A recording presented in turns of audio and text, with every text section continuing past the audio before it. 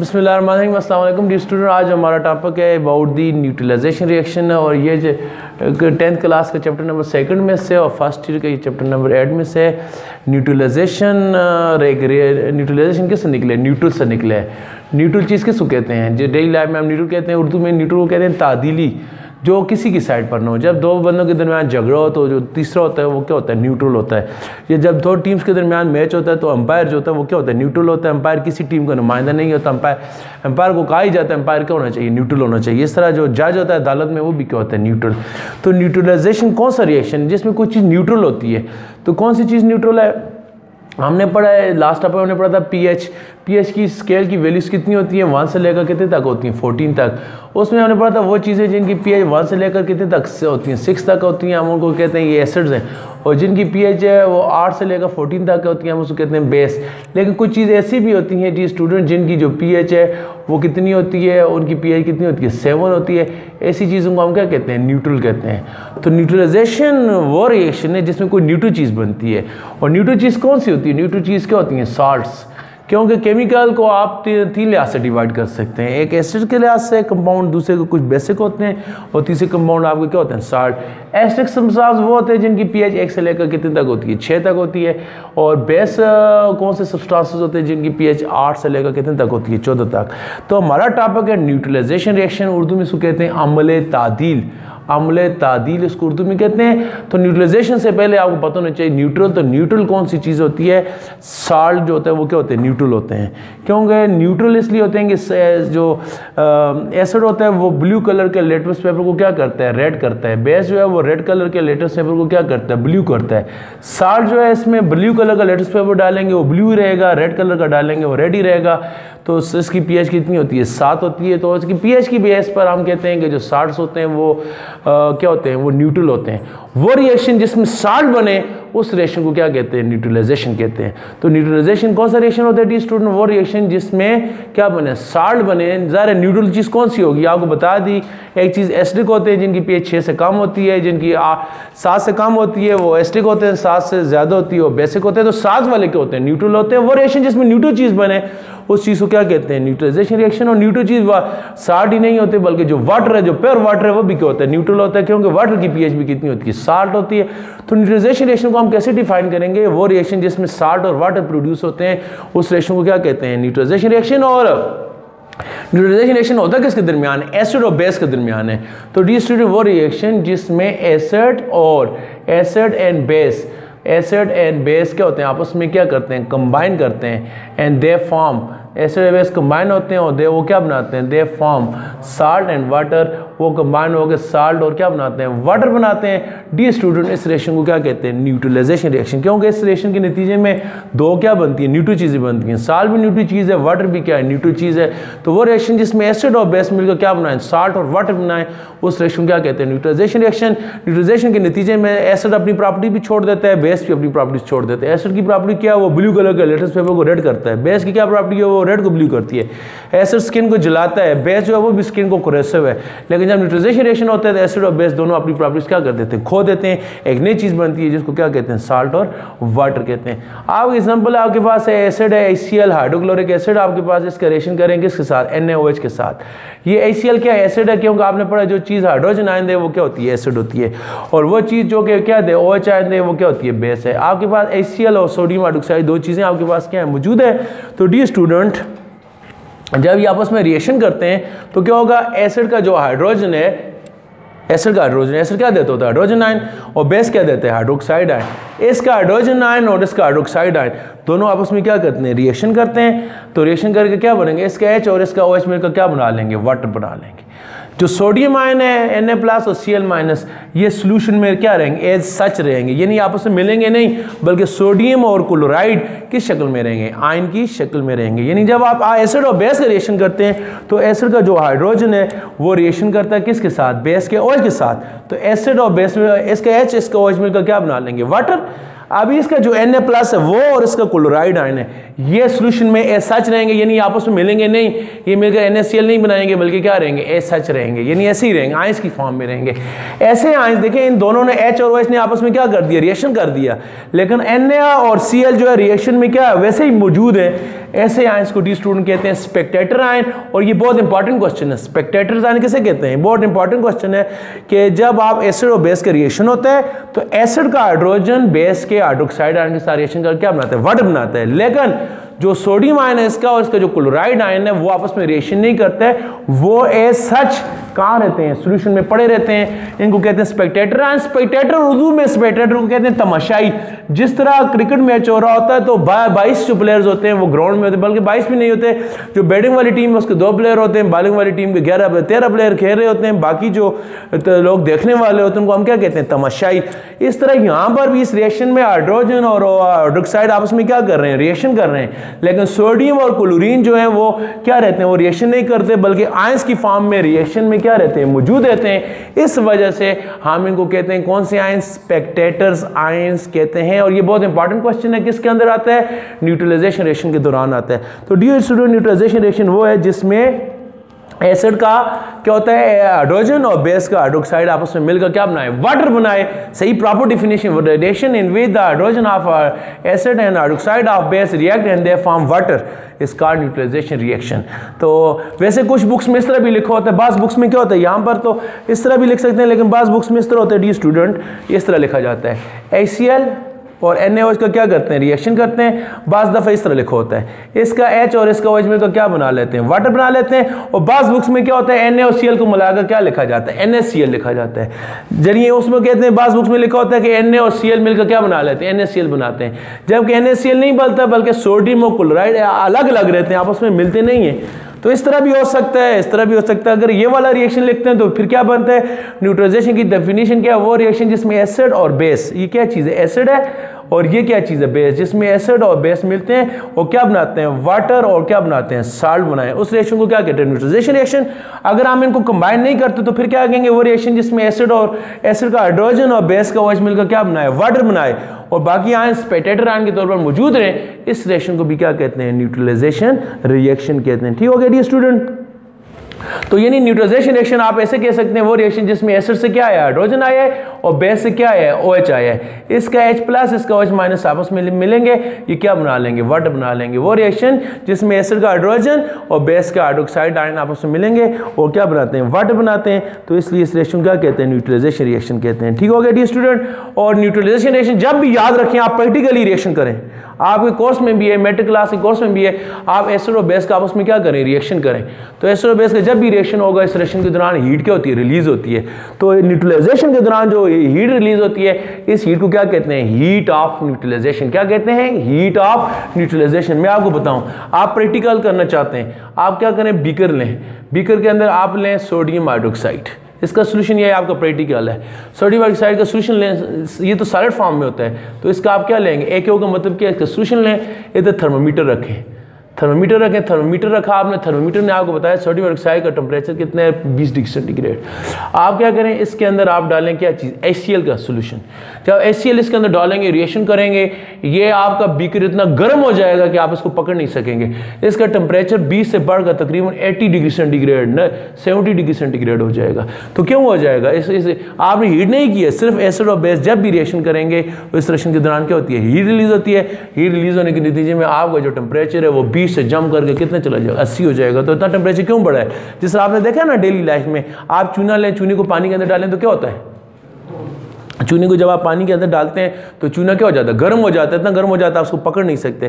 तो इस रिएक्शन में भी जब भी आप एसिड के अंदर बेस डालेंगे तो हीट रिलीज होती है डी स्टूडेंट। इस हीट को क्या कहते हैं, हीट ऑफ न्यूट्रलाइजेशन। तो जब आप 1 मोल सोडियम हाइड्रोक्साइड का, जब 1 मोल HCl का 1 मोल इसके साथ रिएक्शन करते हैं, इस रिएक्शन के दौरान 57 किलो जूल एनर्जी रिलीज होती। कितनी, 57 किलो जूल। इसका 1 मोल, इसके 1 मोल से मुराद क्या है, इसकी मास कितनी है, इसकी मास है 36.5 ग्राम इसके लें, और इसकी मास कितनी है, इसकी मास होती है 58 ग्राम। 36.5 आपने क्या पढ़ा है, मोल किसे कहते हैं, किसी भी चीज़ की मास को ग्राम में लें क्या होता है, मोल। हाइड्रोजन की मास 1 है, क्लोरीन की 35.5, टोटल कितनी होगी 36.5, 36.5 क्या होगा 1 मोल। सोडियम की मास है 23, हाइड्रोजन ऑक्सीजन की करें ये बनता है 58, इसके 36.5 5 ग्राम लें, इसके 58 ग्राम लें, तो आपके पास डी स्टूडेंट इनका रिएक्शन होगा। इस रिएक्शन के दौरान कितनी एनर्जी रिलीज होगी? 57 किलो जूल एनर्जी रिलीज होगी। डी स्टूडेंट इसको क्या कहते हैं? Neutralization reaction. तो ये हो गया न्यूट्रलाइजेशन रिएक्शन। इसके साथ जो दूसरा टॉपिक है वो हमारा किसके बारे में? न्यूट्रल चीज़ के बारे में। और न्यूट्रल चीज़ क्या है? सॉल्ट। सॉल्ट के बारे में पढ़ते हैं। अभी आपने पढ़ा भी है सॉल्ट किसे कहते हैं। तो डी स्टूडेंट सॉल्ट कौन सी चीज़ होती है? सॉल्ट की डिफिनीशन क्या करेंगे? सॉल्ट की डिफिनीशन ये है कि सॉल्ट की डिफिनीशन क्या है? Compound form due to neutralization reaction of acid and base. आपने क्या पढ़ा अभी? कौन सा रिएक्शन हुआ? न्यूट्रलाइजेशन हुआ। उसमें क्या बना? एसिड और बेस ने क्या किया? रिएक्शन किया और उसके नतीजे में क्या बना? सॉल्ट बना। तो सॉल्ट की डिफिनीशन क्या है? दी सब्सटेंसेस, वो चीज़, सब्सटेंस कहते हैं वो चीज़, फॉर्म जो बनती है, कैसे बनती है?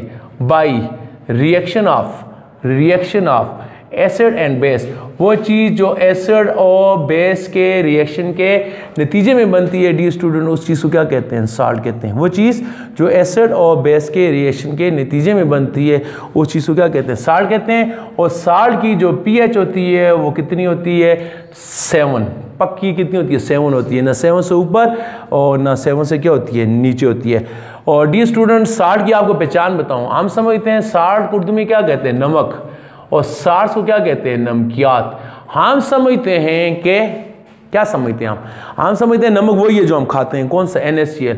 हम साल्ट इसी को समझते हैं। नहीं डी स्टूडेंट, साल्ट सिर्फ NaCl ही नहीं है। साल्ट की पहचान आपको बताऊं। साल्ट के 2 पार्ट होते हैं, कोई भी साल्ट है। एसिड की क्या पहचान है? एसिड की पहचान क्या है? आपको बताया है ना। एसिड की पहचान क्या होती है? एसिड में हाइड्रोजन होता है। क्या होता है? हाइड्रोजन। देखें HCl इसमें हाइड्रोजन है, HNO3 इसमें क्या है? हाइड्रोजन है, H2SO4 इसमें हाइड्रोजन है, H3PO4 इसमें हाइड्रोजन है। इस तरह वो एसिटिक एसिड CH3COH इसमें क्या? हाइड्रोजन है। जो चीज़ जिसमें हाइड्रोजन है वो क्या होता है? एसिड। बेस की पहचान क्या? आपने पढ़ा है बेस की पहचान क्या है? जिसमें OH हो, NaOH क्या है? बेस है। KOH क्या है? बेस है। CaOH होल ट्वाइस क्या है? बेस है। LOH होल थ्राइस क्या है? बेस है। जिसमें OH आयन होता है वो क्या होता है? बेस। तो साल्ट की क्या पहचान है? साल्ट किससे बनता है? एसिड और बेस के रिएक्शन से बनता है। डी स्टूडेंट ये देखें मैंने ये क्या लिखे? एसिड। ये क्या लिखे हैं? बेस। देखें एसिड के हाइड्रोजन को और बेस के OH को मिलाएं, क्या बन गया? वाटर। पीछे क्या हो गया? बेस में क्या बन गया? पॉजिटिव आयन रह गया। ज़ाहिर है ये इसका एसिड का प्लस पार्ट है, ये माइनस, ये प्लस पार्ट है, ये क्या है? माइनस पार्ट है। इस तरह HNO3 का ये प्लस पार्ट है, ये माइनस, ये प्लस पार्ट है, क्या है? माइनस।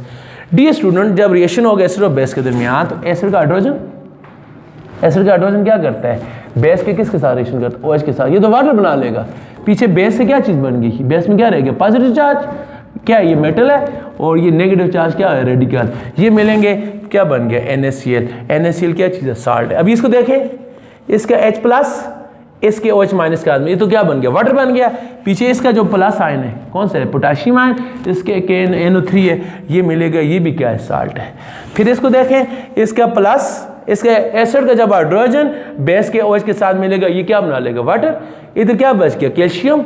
इधर क्या बन गया? सल्फेट। ये मिलकर क्या बना लेगा? Calcium sulphate. तो कैल्शियम सल्फेट भी क्या चीज़ है? साल्ट है। ये क्या है? इसका हाइड्रोजन इसके OH के साथ मिलेगा, क्या बना लेगा? वाटर। इधर क्या बच गया? अल्मोनियम। इधर क्या बच गया? फॉस्फेट। अल्मोनियम फॉस्फेट भी क्या चीज़ है? साल्ट है। तो आपने गौर किया साल्ट के 2 पार्ट हैं। एक कौन सा पार्ट है? पॉजिटिव पार्ट होता है और एक कौन सा पार्ट है? नेगेटिव। देखें ये पॉजिटिव पार्ट है, ये नेगेटिव है। ये पॉजिटिव पार्ट है, ये नेगेटिव है। ये पॉजिटिव है, ये नेगेटिव है। ये पॉजिटिव और ये नेगेटिव। आपने गौर किया पॉजिटिव पार्ट कहाँ से आए? बेस से आए। Na कहाँ से है? बेस से। K कहाँ से है? बेस से। Ca कहाँ से है? बेस से। तो साल्ट के अंदर जो पॉजिटिव पार्ट होता है वो किससे आता है? बेस से। पॉजिटिव पार्ट कहाँ से आता है? From base. किससे आता है? बेस से। और जो नेगेटिव पार्ट है साल्ट का, जिस तरह यहाँ पर क्लोराइड है, यहाँ पर नाइट्रेट है, यहाँ पर सल्फेट है, यहाँ पर फॉस्फेट है, इसका नेगेटिव पार्ट कहाँ से आता है? एसिड से आता है। तो साल्ट आपका 2 पार्ट पर मुश्तमिल होता है, एक पॉजिटिव पार्ट और एक किस पर होता है? Negative part. हम समझते हैं साल्ट वही है जो हम खाते हैं। जिस तरह पाकिस्तान में खेड़ा में साल्ट के ज़खायर हैं, या हम वो यूज़ करते हैं, इंडियंस या बाकी जो गल्फ़ कंट्रीज़ है वो किससे करते हैं? वो सी से, समुंदर से वो नमक आता। हम समझते हैं नमक है, नहीं, साल्ट है कि नहीं है? साल्ट की भी बेशक सैकड़ों हज़ारों किस्म के साल्ट है। साल्ट की पहचान क्या होती है? साल्ट में क्या होता है? एक पॉजिटिव पार्ट होता है, एक क्या होता है? नेगेटिव। पॉजिटिव पार्ट आप गौर करें, एक और चीज़, पॉजिटिव पार्ट कहाँ से है? आपने गौर किया कहाँ से है? बेस से। कोई भी साल्ट होगा उसका पॉजिटिव, साल्ट किससे बनता है? एसिड और बेस से बनता है। तो साल्ट के 2 पार्ट होते हैं, पॉजिटिव पार्ट और नेगेटिव पार्ट। साल्ट का पॉजिटिव पार्ट कहाँ से आता है? बेस से। और साल्ट का जो नेगेटिव पार्ट होता है वो किससे आता है? एसिड से आता है। साल्ट का नेगेटिव पार्ट कहाँ से आता है? एसिड से। साल्ट का पॉजिटिव पार्ट कहाँ से आता है? बेस से। और साल्ट का जो नेगेटिव पार्ट है वो कहाँ से आता है? एसिड से आता है। किससे आता है? एसिड से। दूसरी बात ये स्टूडेंट, आप एक और चीज़ आप नोट करें, यहाँ पर आपने नोट किया है ये जितने भी पॉजिटिव पार्ट हैं सारे क्या है? मेटल है। देखो सोडियम कौन है? मेटल। पोटाशियम कौन है? मेटल। कैल्शियम कौन है? मेटल। ये कौन है? मेटल।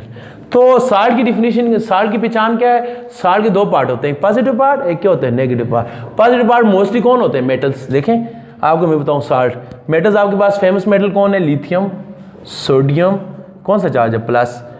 पोटाशियम, कैल्शियम, ठीक है, मैग्नीशियम, कॉपर, आयरन, अल्मीनियम, ठीक है, गोल्ड, सिल्वर, ये आपकी क्या है? फेमस मेटल है। ठीक है, निकल, क्रोमियम, ये सारी आपकी क्या है? मेटल्स हैं। ये मेटल्स हैं। ये कौन से पार्ट है? Positive part. और नेगेटिव पार्ट फेमस कौन से हैं? क्लोराइड, इस पर नेगेटिव पार्ट होता है। फ्लोराइड पर कौन सा पार्ट होता है? नेगेटिव पार्ट होता है। इसके अलावा आपके पास कार्बोनेट्स पर कौन सा पार्ट होता है? Negative part. बाइकार्बोनेट्स पर कौन सा पार्ट होता है? नेगेटिव चार्ज होता है। इस तरह सल्फेट पर कितना चार्ज होता है? नेगेटिव। फॉस्फेट पर कितना चार्ज होता है? नेगेटिव। आपके पास क्या है?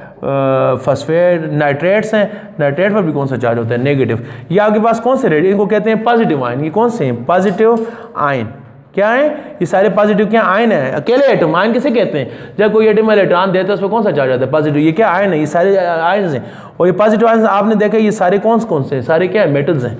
ये क्या है? ये नेगेटिव है। ये ऊपर वाले दो क्या आयन है? आयन किसे कहते हैं? जो अकेला हो उसके ऊपर नेगेटिव चार्ज है वो क्या आयन है। इनको आयन नहीं कहते। जो नीचे वाले इनको क्या कहते हैं? रेडिकल। इनको क्या कहते हैं? रेडिकल। अगर अकेले एटम के वो चार्ज है वो आयन है। अगर वो 3-4 एटम है, देखिए जैसे कि CO4 में कितने एटम है? 3-4 एटम है, उसके ऊपर चार्ज है, उसको क्या कहते हैं? रेडिकल। तो आयन और रेडिकल में क्या फर्क है? अकेले एटम है उसके ऊपर प्लस या माइनस चार्ज है, वो क्या है? एटम है, आयन है। अगर 3-4 एटम है उसके ऊपर चार्ज है, उसको क्या कहते हैं? रेडिकल। अभी पॉजिटिव रेडिकल की एक एग्जांपल है, कौन सी वाली? NI4 plus. NI4 में कितने एटम है? एक नाइट्रोजन के 5 किस 4 किसके हाइड्रोजन के? टोटल कितने एटम है? 5। उसके ऊपर कौन सा चार्ज है? Plus charge. ये क्या है? ये सारे क्या है? पॉजिटिव आयंस हैं। और ये क्या है? पॉजिटिव रेडिकल है। ये सारे जो है ये क्या है? ये ऊपर वाले दो क्या है? नेगेटिव आयंस हैं। और नीचे वाले सारे जो है ये क्या है? नेगेटिव क्या है? रेडिकल है। तो साल्ट कब बनेगा? सुनिए अभी आपके पास क्या है? लिथियम। लिथियम जिसके साथ भी रिएक्शन करेगा साल्ट बनेगा। लिथियम क्लोराइड के साथ मिलेगा फिर साल्ट है। लिथियम फ्लोराइड के साथ मिलेगा फिर साल्ट है। लिथियम कार्बोनेट के साथ मिलेगा फिर साल्ट है। लिथियम बाइकार्बोनेट के साथ मिलेगा फिर साल्ट है। लिथियम सल्फेट के साथ मिलेगा फिर साल्ट है। लिथियम फॉस्फेट के साथ मिलेगा फिर साल्ट है। लिथियम नाइट्रेट के साथ मिलेगा फिर क्या है? साल्ट है। तो कितने साल्ट बन गए? देखिए सिर्फ लिथियम के कितने साल्ट है? अभी तो बहुत सारे रेडिकल इसके अलावा भी हैं। लिथियम क्लोराइड क्या है? साल्ट है। लिथियम फ्लोराइड के साथ आ गया फिर क्या है? साल्ट है। लिथियम कार्बोनेट के साथ आ गया फिर क्या है? साल्ट है। लिथियम बाइकार्बोनेट के साथ आ गया फिर साल्ट है। लिथियम जो है सल्फेट के साथ आ गया फिर साल्ट है। लिथियम फॉस्फेट के साथ आ गया फिर साल्ट है। लिथियम जो है वो नाइट्रेट के साथ आ गया फिर क्या है? साल्ट है। इसके अलावा और भी नेगेटिव। तो आप अकेले लिथियम के देखें कितने साल्ट हैं? 20-50 किस्म का नेगेटिव रेडिकल है। इसका मतलब है लिथियम के कितने साल्ट हैं? 50 साल्ट तो लिथियम के। पीरियोडिक टेबल में कितनी मेटल हैं? 83 मेटल्स हैं। हर एक के 50-50 साल्ट है तो साहब करें कहाँ तक पहुँचते हैं? 80 मेटल्स हैं पीरियोडिक टेबल में। हर एक 50 साल्ट भी बनाए तो 4000 साल्ट बनते हैं। 80 मेटल्स हैं और हर मेटल 50 साल्ट भी बनाए, ज़्यादा भी बना सकती है। तो आपके साल्ट हज़ारों में जाते हैं कि नहीं जाते? हम समझते हैं जी साल्ट वही है बस, NaCl क्या है? साल्ट। ये सारे साल्ट नहीं है आपके। अच्छा अभी इसको देखें, लिथियम के बाद सोडियम को देखें। ये सोडियम आ गया। सोडियम को देखें डी स्टूडेंट। सोडियम को देखें। सोडियम क्लोरीन के साथ मिलेगा फिर क्या? साल्ट है। ये खाने वाला साल्ट। सोडियम फ्लोरीन के साथ मिलेगा फिर साल्ट है। सोडियम ब्रोमीन के साथ मिलेगा फिर साल्ट है। सोडियम जो है ब्रोमीन के नीचे आयोडीन होता है, इसके साथ मिलेगा फिर क्या है? साल्ट है। सोडियम नेगेटिव रेडिकल और कौन से? नाइट्रेट के साथ मिलेगा फिर साल्ट है। सोडियम बाइकार्बोनेट के साथ मिलेगा फिर साल्ट है। सोडियम कार्बोनेट के साथ मिलेगा फिर साल्ट है। सोडियम फॉस्फेट के साथ मिलेगा फिर क्या है? साल्ट है। सोडियम जो है वो सल्फेट के साथ मिलेगा फिर क्या चीज़ है? साल्ट है। सोडियम जो है क्रोमेट के साथ मिलेगा फिर साल्ट है। सोडियम मैग्नेट के साथ मिलेगा फिर साल्ट है। साफ करें ना सोडियम के कितने साल्ट बनते हैं? तो यही बात किसकी है? पोटाशियम की है। यही बात मैग्नीशियम की है। तो साल्ट की कितनी किस्में होगी? आई समझ? तो साल्ट आपने देखा है, साल्ट के दो पार्ट होते हैं। कौन सा पार्ट? पॉजिटिव पार्ट जो कहाँ से आते हैं? बेस से। और दूसरा कौन सा पार्ट होता है? नेगेटिव। आपको एक और बेस बताऊँ, ये भी बेस है ना, NI4OH। ये भी बेस है, क्यों? ये भी वाटर में क्या देता है? हाइड्रोक्साइड आन देता है। इनमें उनमें क्या फ़र्क है? बाकी जितने भी बेस हैं इनमें पॉजिटिव पार्ट क्या होता है? मेटल होता है। इसमें Na4 क्या है? मेटल नहीं है। Na4 क्या? अमोनियम आयन, अमोनिया से बना है। बाकी जितने भी बेस हैं उससे पॉजिटिव पार्ट क्या होता है? कौन होता है? मेटल होती है। लेकिन अमोनियम में जो पॉजिटिव पार्ट है वो कौन है? अमोनियम आयन है। ये मेटल नहीं है बल्कि कौन सा पार्ट है? Non metal. तो आप क्या करें? अमोनियम हाइड्रोक्साइड ये जो बेस है इसका रिएक्शन करें आप किसके साथ? किसी भी एसिड के साथ। आप एसिड कौन सा ले लें? HCl ले लें। तो क्या होगा डी स्टूडेंट? इसका प्लस पार्ट, इसका माइनस पार्ट, इसका प्लस पार्ट, इसका माइनस। एसिड का H और बेस का OH में तो क्या बनाते होते हैं? वाटर। ये क्या बन जाएगा? वाटर। और इसका प्लस पार्ट इसके माइनस के साथ मिलेगा, क्या बन जाएगा? Na4Cl। ये क्या बन गया? अमोनियम हाइड्रोक्साइड और HCl का रिएक्शन होगा, क्या बनेगा? वाटर। और साथ क्या बनेगा? Ammonium chloride. अमोनियम क्लोराइड क्या है? साल्ट है। वो रिएक्शन जिसमें एसिड और बेस मिलकर क्या बनाए? साल्ट बनाए। इस रिएक्शन को क्या कहते हैं? Neutralization reaction. ये जो चीज़ बनी है इसको क्या कहते हैं? साल्ट। जो चीज़ बनी है इस चीज़ को क्या कहते हैं? Neutralization reaction. तो न्यूट्रलाइजेशन कौन सा रिएक्शन होता है? जिसमें एसिड और बेस आपस में मिलकर क्या बनाए? साल्ट और वाटर बनाए। इस रिएक्शन क्या कहते हैं? Neutralization reaction. ठीक हो गया स्टूडेंट? तो साल्ट के कितने पार्ट हैं आपको क्या बताया? साल्ट के देखें, साल्ट के मेटल पार्ट कौन से हो सकते हैं? Sodium ion, potassium ion, silver ion, magnesium ion, calcium ion. Salt के नेगेटिव पार्ट कौन से हो सकते हैं? Page number 41। साल्ट का जो नेगेटिव पार्ट क्या है? क्लोराइड भी हो सकता है, ब्रोमाइड भी हो सकता है, सल्फेट भी हो सकता है, फॉस्फेट। आप इनके साथ बाकी भी लिखें, जैसे बुक वाले ने क्या लिखा है? Sodium, potassium, silver, magnesium, calcium. आप इनके अलावा भी लिख सकते हैं ना। बुक वाले ने क्या कौन कौन से में आपकी बुक्स में जो मेट्रिक क्लास की बुक्स है इसमें कौन कौन से लिखे हैं? उसने लिखे हैं सोडियम आयन, इसके बाद पोटाशियम लिखा है, इसके बाद सिल्वर आयन लिखा है, इसके बाद मैग्नीशियम है, इसके बाद क्या है? कैल्शियम है। आप क्या करें? इनके अलावा भी लिखें। इनके अलावा कौन से? इन 5 के अलावा कौन है? इन 5 के अलावा आप अल्मोनियम भी लिख सकते हैं। अल्मोनियम पर +3 चार्ज होता है, कापर पर +2 होता है, आयरन पर +2 होता है, ठीक है, सोने पर +2 होता है, निकल पर +2 होता है, ठीक है। ये सारे क्या हैं? साल्ट है ना। क्रोमियम हो सकता है, इस पर +2 चार्ज है। यानी आप इनके इन 5 के अलावा ये भी लिख सकते हैं। ये सारे क्या हैं? पॉजिटिव रेडिकल है। ठीक हो गया। और नेगेटिव से मुराद क्या है? नेगेटिव बुक वाले ने क्या लिखा हुआ? क्लोराइड, ब्रोमाइड, सल्फेट और फास्फेट। इनके अलावा भी हो सकते हैं। क्या हो सकते हैं? इनके अलावा मैंने क्या लिखा है? फ्लोराइड भी हो सकते हैं। 4 के अलावा क्या है? फ्लोराइड भी हो सकता है, फ्लोराइड भी हो सकता है, इनमें ब्रोमाइड भी हो सकता है नेगेटिव। इसके अलावा आयोडाइड भी हो सकता है। इसके अलावा क्या हो सकते हैं? बाइकार्बोनेट भी हो सकते हैं। इसको क्या कहते हैं? CO3 को क्या कहते हैं? कार्बोनेट भी हो सकते हैं। इसके अलावा और क्या है? नाइट्रेट, NO3 भी हो सकता है। यानी नेगेटिव ये 4 ही नहीं है, ये भी हो सकते हैं।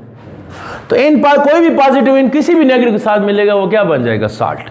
तो आपने देखा है मोस्टली जो पॉजिटिव पार्ट कौन सा होता है? मेटल होती है। लेकिन मेटल के अलावा एक ही चीज़ है, उसका नाम क्या है जो हो सकता है? उसका नाम क्या है? Ammonium ion. कौन सा आयन? Ammonium ion. वो मेटल पार्ट नहीं होता लेकिन उसको कौन सा चार्ज होता है? प्लस चार्ज होता है। ठीक हो गया दी स्टूडेंट्स जी। ये था हमारा किसका टॉपिक? हमारा किसकी बात था? Neutralization reaction. कौन सा रिएक्शन है? जिसमें एसिड और बेस मिलकर क्या बनाए? साल्ट और वाटर बनाए। इसको क्या कहते हैं? Neutralization reaction. न्यूट्रलाइजेशन रिएक्शन में एसिड का हाइड्रोजन और बेस का हाइड्रोक्साइड मिलकर क्या बनाते हैं? वाटर बनाते हैं। इस रिएक्शन के दौरान जो हीट रिलीज होती है उसको क्या कहते हैं? Heat of neutralization. साल्ट की डिफिनेशन क्या है? वो चीज़ जो एसिड और बेस के रिएक्शन से मिलती है उसको क्या कहते हैं? साल्ट। साल्ट न्यूट्रल चीज़ होती है क्योंकि ये pH इसकी कितनी होती है? 7। ये जितने भी साल्ट हैं इनको आप इनके लिटमस से इसके अंदर pH पेपर डालें, सब की pH कितनी होगी? 7 होगी। इनके ब्लू कलर का लिटमस पेपर डालें वो ब्लू रहेगा, रेड का डालेंगे रेड ही रहेगा। ये न्यूट्रल चीज़ें ना एसिड को बेस करती हैं, ना ब्लू को रेड करती हैं, ना रेड को क्या करती हैं? ब्लू करती हैं। ठीक हो गया डियर स्टूडेंट। और साल्ट आपने देखे है, और साल्ट के 2 पार्ट होते हैं, एक पॉजिटिव पार्ट जो बेस से आता है और दूसरा नेगेटिव पार्ट जो किससे आता है? एसिड से आता है। ठीक हो गया। ये था हमारा आज का लेक्चर। इंशाल्लाह इसके नेक्स्ट लेक्चर में हम पढ़ेंगे टाइप्स ऑफ साल्ट्स, साल्ट की टाइप्स पढ़ेंगे, और जो फेमस साल्ट है डेली लाइफ में उनके क्या पढ़ेंगे? यूजेस पढ़ेंगे। तो वॉच करने का बहुत बहुत शुक्रिया। अल्लाह हाफ़िज़।